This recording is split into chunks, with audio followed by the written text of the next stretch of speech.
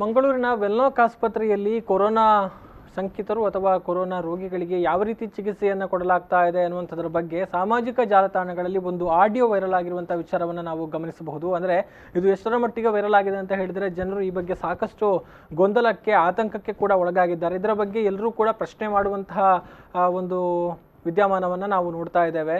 So ಈ ಹಿನ್ನೆಲೆಯಲ್ಲಿ ಈ ಬಗ್ಗೆ ವ್ಯಾಪಕವಾಗಿ ಗೊಂದಲಗಳು ಮೂಡ್ತಾ ಇರುವಂತಹ ಹಿನ್ನೆಲೆಯಲ್ಲಿ ಇವತ್ತು ಬೆಳ್ಳಂಬೆಳಗ್ಗೆ ಸಂಸತ್ ಸದಸ್ಯ ಅಂದರೆ ಸಂಸದ ನಳಿನ್ ಕುಮಾರ್ ಕಟೀಲು ಅವರು ವೆಲ್ಲಾಕ್ ಆಸ್ಪತ್ರೆಗೆ ಭೇಟಿಯನ್ನು ಕೊಟ್ಟರು. ಜಿಲ್ಲಾಧಿಕಾರಿಗಳು ಜೊತೆಗೆ ಆರೋಗ್ಯ ಇಲಾಖೆ ಅಧಿಕಾರಿಗಳು ವೆಲ್ಲಾಕ್ ಆಸ್ಪತ್ರೆ ಅಧೀಕ್ಷಕರು ಎಲ್ಲರ ಜೊತೆಗೆ ಈ ಬಗ್ಗೆ ಆಸ್ಪತ್ರೆಗೆ ತೆರಳಿ ಅಲ್ಲಿ ವಿಶೇಷವಾದ ಮಾತುಕತೆಯನ್ನು ಕೂಡ ನಡೆಸಿದ್ರು. ಏನಾಗ್ತಾ ಇದೆ ಅನ್ನುವಂಥದ್ದನ್ನು ಅಲ್ಲಿ ನೋಡಿದ್ದಾರೆ. ಸೊ ಈಗ ನಮ್ಮ ಜೊತೆಗೆ ಮಾತನಾಡೋದಕ್ಕೆ ಸ್ವತಃ ಸಂಸದ ನಳಿನ್ ಕುಮಾರ್ ಕಟೀಲು ಅವರು ನೇರ ಸಂಪರ್ಕದಲ್ಲಿದ್ದಾರೆ. ಸರ್ ನಮಸ್ತೆ. ನಮಸ್ತೆ ಸರ್, ಬೆಳಗ್ಗೆ ತಾವು ಆಸ್ಪತ್ರೆಗೆ ಭೇಟಿ ಕೊಟ್ಟಿದ್ರಿ. ಅಂದ್ರೆ ವೆಲ್ಲಾಕ್ ಆಸ್ಪತ್ರೆಯಲ್ಲಿ ಕೊರೋನಾ ರೋಗಿಗಳಿಗೆ ಕೊಡುವಂತಹ ಒಂದು ಚಿಕಿತ್ಸೆಯ ಬಗ್ಗೆ ಒಂದು ಸಂಶಯ ಮೂಡುವ ಹಾಗೆ ಒಂದು ಆಡಿಯೋ ವೈರಲ್ ಆಗಿತ್ತು. ಅದರ ಬೆನ್ನಲ್ಲೇ ತಾವು ಇವತ್ತು ಬೆಳ್ಳಂಬೆಳಗ್ಗೆ ಆಸ್ಪತ್ರೆಗೆ ಭೇಟಿಯನ್ನ ಕೊಟ್ಟಿದ್ದೀರಿ. ತಾವು ಭೇಟಿ ಕೊಟ್ಟಂತಹ ಸಂದರ್ಭದಲ್ಲಿ ಏನೆಲ್ಲ ತಮ್ಮ ಗಮನಕ್ಕೆ ಬಂದಿದೆ ಅನ್ನುವಂಥದ್ದು ಸರ್ ಅಲ್ಲಿ? ಒಂದು, ಈ ಕರೋನಾ ವೈರಸ್ ಏನು ಆಯ್ತು ತಕ್ಷಣ ನಮ್ಮ ಜಿಲ್ಲೆಯಲ್ಲಿ ಉಸ್ತುವಾರಿ ಸಚಿವರು ಮತ್ತೆ ಎಲ್ಲ ಶಾಸಕರು ಎಲ್ಲ ಅಧಿಕಾರಿಗಳ ಸಭೆಯನ್ನು ನಾವು ಮಾಡಿದ್ವಿ. ಮುಂಜಾಗ್ರತಾ ಕ್ರಮಗಳನ್ನು ತಗೊಂಡಿದ್ವಿ. ಆದಾಗ್ಯೂ ಎರಡನೇ ಸಭೆಗಳನ್ನ ಇಲ್ಲಿ ಸಚಿವರೇ ಬಂದು ಆರೋಗ್ಯ ಸಚಿವರೇ ಬಂದು ತಗೊಂಡಿದ್ರು. ನಾವು ಮೊನ್ನೆ ವೆಲ್ಲಾಕ್ಗೆ ಭೇಟಿ ಕೊಟ್ಟಿದ್ದೆವು. ಸಂದರ್ಭದಲ್ಲಿ ಅಲ್ಲಿ ಪ್ರತ್ಯೇಕ ವಿಭಾಗವನ್ನು ತೆರೆಯಲಾಗಿತ್ತು. ಏನು ಕರೋನಾ ಟೆಸ್ಟ್ಗಳಾಗಿತ್ತು. ಮೊನ್ನೆವರೆಗೆ ಅಲ್ಲಿ ಐಡೆಂಟಿಫೈ ಆಗಿರಲಿಲ್ಲ, ಟೆಸ್ಟ್ ಅಲ್ಲಿತ್ತು. ಆ ಟೆಸ್ಟ್ ಮಾಡುವಂತ ಸಂದರ್ಭಗಳಲ್ಲಿ ಎಲ್ಲ ಪ್ರತ್ಯೇಕ ವಿಭಾಗಗಳನ್ನೇ ತೆರೆದು ಮಾಡಿದ್ರು. ಆದ್ರೂ ನಿನ್ನೆ ಕೆಲವು ದೂರುಗಳು ಸೋಷಿಯಲ್ ಮೀಡಿಯಾದಲ್ಲಿ ಬಂತು, ಮಾಧ್ಯಮಗಳಲ್ಲಿ ಬಂತು. ಅದಕ್ಕೋಸ್ಕರ ನಾನು ಡೆಲ್ಲಿಯಿಂದ ರಾತ್ರಿಗೆ ಬಂದು ಬೆಳಗ್ಗೆ ಬೈ ರೋಡ್ ಬಂದು ಇವತ್ತು ಬೆಳಿಗ್ಗೆ ನಾನು ಜಿಲ್ಲಾಧಿಕಾರಿಗಳನ್ನು ಕರೆಸಿ ಮತ್ತು ಅಲ್ಲಿ DMO ಪೊಲೀಸ್ ಅಧಿಕಾರಿಗಳನ್ನು ಕರೆಸಿ ಅಲ್ಲಿ ವೀಕ್ಷಣೆ ಮಾಡಿದ್ದೇವೆ. ಈಗ ಅದಕ್ಕೆ ಪ್ರತ್ಯೇಕ ವಿಭಾಗವನ್ನ ತೆರೆದಿದ್ದಾರೆ. ಹಿಂದಿನ ಹಾಗಿಲ್ಲ, ಪ್ರತ್ಯೇಕ ಕಟ್ಟಡ ಆಯುಷ್ ಕಟ್ಟಡವನ್ನು ಅದಕ್ಕೆ ಉಪಯೋಗ ಮಾಡಿದ್ದಾರೆ. ಟೆಸ್ಟ್ ಆಗುವ ಜಾಗ ಬೇರೆ, ಅವರನ್ನು ಅಡ್ಮಿಟ್ ಮಾಡುವಂತ ಜಾಗಗಳು ಬೇರೆ, ಮತ್ತು ಅದಕ್ಕೆ ಸಾರ್ವಜನಿಕರು ಯಾರಿಗೂ ಸಂಪರ್ಕ ಬೇರೆ ರೋಗಿಗಳು ಏನಿರ್ತಾರೆ ವೆನ್ಲಾಕಲ್ಲಿ ಅವರ ಸಂಪರ್ಕವು ಬಾರದ ರೀತಿಯಲ್ಲಿ ಪ್ರತ್ಯೇಕ ವಿಭಾಗವನ್ನು ತೆರೆಯುವ ಕೆಲಸ ಕಾರ್ಯಗಳಾಗಿದ್ದಾವೆ. ಈಗಾಗಲೇ ನಮ್ಮ ಜಿಲ್ಲೆಯಲ್ಲಿ ಸುಮಾರು 100 ಜನರಷ್ಟು ಟೆಸ್ಟ್ ಆಗಿ ಕಳಿಸಿದವರು ಅವರ ಮನೆಗಳಿಗೆ. ಒಂದು 4 ಜನ ಈಗ ಇದ್ದಾರೆ. ಅವರ ಟೆಸ್ಟ್ ಹೋಗಿದ್ದ ರಿಪೋರ್ಟ್ ಬಂದಿಲ್ಲ. ಒಬ್ರು ಮಾತ್ರ ಐಡೆಂಟಿಫೈ ಆಗಿದೆ. ಅವರನ್ನು ಈಗ ಪ್ರತ್ಯೇಕ ಇಟ್ಕೊಂಡು ಟ್ರೀಟ್ಮೆಂಟ್ ಮಾಡುವಂತ ಕೆಲಸ ಕಾರ್ಯ ನಡೀತಾ ಇದೆ. ವೆನ್ಲಾಕ್ನ ವೈದ್ಯರುಗಳ ಟೀಮ್ DMO ಸೇರಿ ಮತ್ತು ದಾದಿಯರು ಅಲ್ಲಿ ಒಳ್ಳೆಯ ರಾತ್ರಿಯಲ್ಲಿ ಕೆಲಸ ಮಾಡ್ತಾ ಇದ್ದಾರೆ. ಅವರು ಅವರ ಜೀವವನ್ನು ಪಣ ಇಟ್ಟು ಕೆಲಸ ಮಾಡ್ತಾ ಇದ್ದಾರೆ ಸಾರ್ವಜನಿಕರು ಹೋಗಿ. ಇವತ್ತು ಪೂರ್ತಿಯಾಗಿ ನಾವು ನೋಡಿದೆವು, ಶುಚಿತ್ವವನ್ನು ಕಾಪಾಡುವಂತ ಎಲ್ಲ ಕೆಲಸ ಕಾರ್ಯಗಳಾಗಿದ್ದಾವೆ. ಅದು ಪ್ರತ್ಯೇಕ ವಿಭಾಗವಂತ ಕೆಲಸ ಆಗಿದೆ. ಜನ ಯಾರು ಭಯ ಪಡುವಂತ ಅವಶ್ಯಕತೆಗಳಿಲ್ಲ. ಏನು ಇನ್ನೂ ಮುಂಜಾಗ್ರತಾ ಕ್ರಮ ತಗೋಬೇಕು ಅದನ್ನೆಲ್ಲ ಇವತ್ತು ನಾನು DC ಅವರು ಕೂತು ಮಾಡಿದ್ದೇವೆ. ಇದು ಈಗ ಒಂದು 20 ರೂಮ್ಗಳು ಇದರಲ್ಲಿದ್ದಾವೆ. ಇದು ಸಾಕಾಗಿದ್ರೆ ಪಕ್ಕದಲ್ಲಿ ಇನ್ನೊಂದು ಕಟ್ಟಡವನ್ನು ಪೂರ್ತಿಯಾಗಿ ಇದಕ್ಕೋಸ್ಕರ ಬಿಡುವ ಕೆಲಸ ಕಾರ್ಯಗಳಾಗಿದ್ದಾವೆ. ಅದರಲ್ಲಿ 200 ಬೆಡ್ಗಳನ್ನು ಇದೆ, 200 ಪ್ರತ್ಯೇಕ ರೂಮ್ಗಳಿದ್ದಾವೆ. 200 ಜನ ಪೇಷಂಟ್ಗಳು ಬಂದು ಸುಧಾರಿಸಬಹುದು. ಅದು ಸಾಕಾಗಿದ್ರೆ ಅಂತ ಹೇಳಿ ಅಲ್ಲೇ ಇರತಕ್ಕಂಥ ಒಂದು ಖಾಸಗಿ ಆಸ್ಪತ್ರೆಯನ್ನು ಮಾತನಾಡಿಟ್ಟಿದ್ದೇವೆ. ಸಂಪೂರ್ಣವಾಗಿ ಆಸ್ಪತ್ರೆಯನ್ನು ಬಿಟ್ಟುಕೊಡ್ಲಿಕ್ಕೆ ರೆಡಿ ಇದ್ದಾರೆ. ಹಾಗಾಗಿ ನಮ್ಮ ಜಿಲ್ಲೆಯಲ್ಲಿ ಯಾವುದೇ ಸಮಸ್ಯೆಗಳಿಲ್ಲ. ಮುಂಜಾಗ್ರತಾ ಕ್ರಮ ಚೆನ್ನಾಗಿದೆ, ಎಲ್ಲ ವ್ಯವಸ್ಥೆಗಳು ಆಗ್ತಾ ಇದ್ದಾವೆ. ಯಾವುದೇ ಕಾರಣಕ್ಕೆ ನಿನ್ನೆ ಸೋಷಿಯಲ್ ಮೀಡಿಯಾದಲ್ಲಿ ಬಂದಿದೆ. ಅದಕ್ಕೋಸ್ಕರ ನಾನು ಇವತ್ತು ಬಂದು ಅದನ್ನು ಸರಿಯಾದ ತಪ್ಪನ್ನು ಪರಿಶೀಲನೆ ಮಾಡಿಕೊಂಡಿದ್ದೇನೆ. ಪರಿಶೀಲನೆ ಮಾಡಿದ್ದೇವೆ. ಅಂದ್ರೆ ತಾವು ಗಮನಿಸಿದ ಹಾಗೆ ಸೋಷಿಯಲ್ ಮೀಡಿಯಾದಲ್ಲಿ ಹರಿದಾಡ್ತಾ ಇದ್ದಂತಹ ಒಂದು ಮೆಸೇಜ್ ನಲ್ಲಿದ್ದಂತಹ ವಿಚಾರಗಳಿಗೂ ಅಲ್ಲಿದ್ದಂತಹ ವಿಚಾರಗಳಿಗೂ ವಾಸ್ತವಾಂಶ ಇಲ್ಲ ಅಂದ್ರೆ ಇಲ್ಲ. ಮೊನ್ನೆ ನಿಮ್ಗೆ ಗೊತ್ತಿಲ್ಲ, ಆದ್ರೆ ಈಗ ಇಲ್ಲ, ಇದು ಕರೆಕ್ಟ್ ಇದೆ.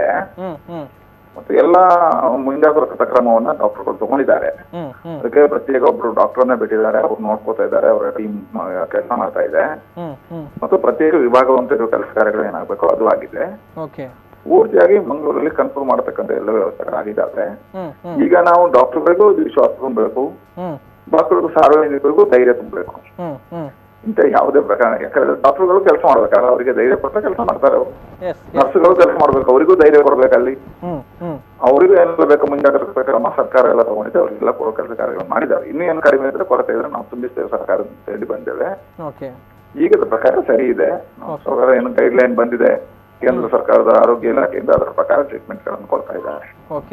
ಹಾಗಾದ್ರೆ ತಾವು ಹೇಳುವ ಪ್ರಕಾರ ಯಾವುದೇ ರೀತಿಯ ಸಮಸ್ಯೆಗಳು ವೆನ್ಲಾಕ್ನಲ್ಲಿ ಇಲ್ಲ. ಯಾರಾದರೂ ಈ ರೀತಿಯ ಶಂಕಿತ ಪ್ರಕರಣಗಳು ಅಥವಾ ಯಾರಿಗಾದ್ರೂ ಆರೋಗ್ಯದ ಬಗ್ಗೆ ಸಮಸ್ಯೆಗಳಿದ್ರೆ ನೇರವಾಗಿ ಹೋಗಬಹುದು, ಯಾವುದೇ ರೀತಿಯ ಸಮಸ್ಯೆಗಳಲ್ಲಿ ಇಲ್ಲ, ಯಾವುದೇ ತೊಂದರೆಗಳಿಲ್ಲ. ಅಂತಹದ್ದಾಗ್ಲಿಯೂ ಎಲ್ಲಿಯಾದ್ರೂ ಬೇರೆ ಕಂಪ್ಲೇಂಟ್ಸ್ ಬಂದ್ರೆ ಜಿಲ್ಲಾಧಿಕಾರಿಗಳಿದ್ದಾರೆ, ನಾವಿದ್ದೇವೆ, ನಮ್ಮ ದೂರು ನಮಗೆ ಕೊಡಿ, ನಾವು ಅದನ್ನ ಹೋಗಿ ಸರಿ ಮಾಡ್ತೀವಿ. ಯಾಕಂದ್ರೆ ನೀವು ಸಾರ್ವಜನಿಕವಾಗಿ ಇದನ್ನೆಲ್ಲ ಪ್ರಚಾರ ಮಾಡಿದ್ರೆ ಜನ ಭಯಭೀತರಾಗ್ತಾರೆ ಹೊರತು ಅದು ಸರಿಯಾಗುದಿಲ್ಲ. ಅದಕ್ಕೆ ಜನ ಭಯಭೀತರಾಗಿ ಏನ್ ಲಾಭ, ಡಾಕ್ಟರ್ಗಳಲ್ಲಿ ಇದ್ ಮಾಡಿದ್ರೆ ಏನು, ಅದಕ್ಕೋಸ್ಕರ ಜಿಲ್ಲಾಧಿಕಾರಿಗಳಿಗೆ ಕೊಡಿ. ಸುಳ್ಳು ಇಂಥದ್ದು ವೈರಲ್ಗಳನ್ನ ಹಬ್ಬಬಾರ್ದು. ಮತ್ತು ನಿನ್ನೆ ಕಟ್ಟುನಿಟ್ಟಿನ ಕ್ರಮವನ್ನು ಸರ್ಕಾರವು ಆದೇಶ ಮಾಡಿದೆ. ಈ ಸಂದರ್ಭದಲ್ಲಿ ಇಂಥದ್ದು ಯಾವ್ದು ಮಾಹಿತಿಗಳು ಇದಾಗಬಾರದು. ಅದಕ್ಕೋಸ್ಕರ ಪೊಲೀಸ್ ಇಲಾಖೆ ತಕ್ಷಣ ಸೋಮವಾರ ಕೇಸ್ ಹಾಕಿ ಟೈಪ್ ಮಾಡಬೇಕು ಅಂತ ಹೇಳಿದೆ. ಇಂಥದ್ದು ಯಾವುದೇ ಫೇಕ್ ನ್ಯೂಸ್ಗಳು ಬರಬಾರ್ದು.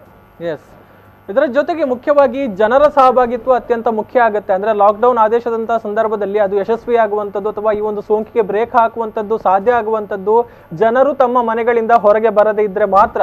ಆದ್ರೆ ನಾವು ಗಮನಿಸಿದ ಹಾಗೆ ಜನರು ಅಷ್ಟಾಗಿ ಇದನ್ನ ಸೀರಿಯಸ್ ಆಗಿ ತೆಗೆದುಕೊಳ್ಳಲಿಲ್ಲ ಅನ್ನುವಂತಹ ವಿಚಾರ, ಇದ್ರ ಬಗ್ಗೆ ಏನ್ ಹೇಳ್ತೀರಿ ಸರ್?